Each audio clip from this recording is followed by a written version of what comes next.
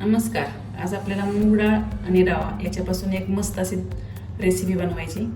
त्यासाठी ही मुगाची डाळ मी ह्या वाटीने 1 वाटी घेतली आणि ती 3 तास भिजवून घेतलेली आहे. रवाही त्याच वाटीने मोजून 1 वाटी घेतलेला आहे. आता आपल्याला या रव्यामध्ये त्याच वाटीने 1 वाटी दही टाकायचे. आता हे 1 वाटी दही बरोबर मोजून घेतले. आता हे मिक्स करून घ्यायचं चांगलं. आता यात थोडंसं पाणी टाकायचं आणि हा रवा आपल्याला 10 मिनिटं भिजू द्यायचा. रवा भिजतोय तोपर्यंत आपल्याला ही मुगाची डाळ मिक्सरच्या भांड्यामध्ये वाटून घ्यायची. कमीत कमी पाणी वापरायचं याला, 1-2 चमचे जास्तीत जास्त. हे धुवून मी वरचं पाणी याचं काढून टाकून दुसरं पाणी स्वच्छ ओतलेले.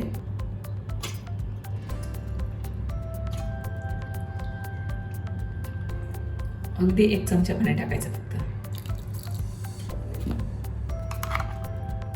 एकदम मऊसूद अशी पेस्ट वाटून घ्यायची. आता ही सगळी मुगाची डाळ आपली वाटून झालेली. आता आपण जो रवा भिजत घातला होता तो यामध्ये टाकून घ्यायचा. हे रवा आणि मुगाची डाळ आपल्याला व्यवस्थित मिक्स करून घ्यायची. आता हे व्यवस्थित मिक्स झाले. 1-2 मिनिट आपल्याला फक्त हे असं फेटून घ्यायचं.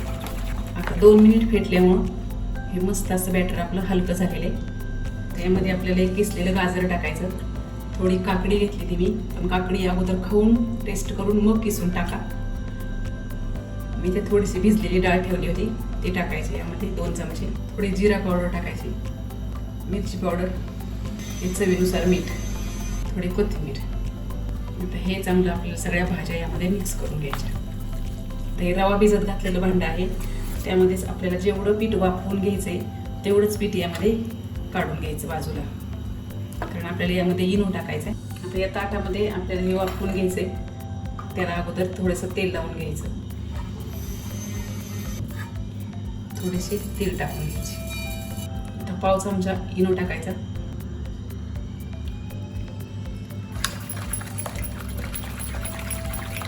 हे बॅटर आपल्याला तेल लावलेल्या प्लेटमध्ये ओतून घ्यायचं आणि वरतून थोडेसे पुन्हा तेल टाकायचे, कोथिंबीर टाकायची.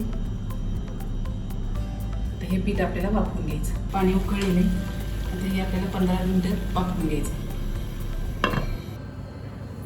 आता हे आपलं वाफवलेले आणि हे कडणी हे सुद्धा कडा सुटायला लागलेले. आता हे आपल्याला काढून घ्यायचं. आता ही नाश्ता आपला थंड झालेला आहे. आता आपण हे ताटामधून काढून घ्यायचं आणि याचे 4 पीस तयार करायचे.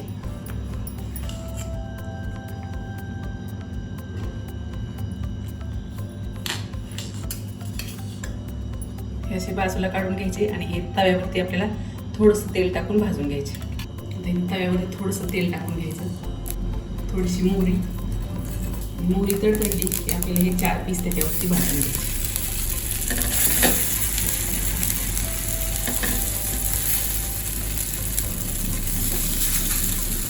ही खालची बाजू आपली तांबूस भाजायला लागलेली. आता वरती थोडंसं आपल्याला तेल लावून घ्यायचं. बाजू बी आपल्याला पलटून घ्यायची. खालची बाजू बी आपल्याला अशीच तांबूस भाजून घ्यायची. मस्त आपला टेस्टी एकदम मूग डाळ आणि रव्याचा नाश्ता तयार आहे. हा नाश्ता तुम्ही नारळाच्या चटणी बरोबर किंवा चिंचेच्या चटणी बरोबर कशावरही खाऊ शकता. रेसिपी आवडल्यास नक्की एक लाईक करा आणि चॅनलला सबस्क्राईब करा.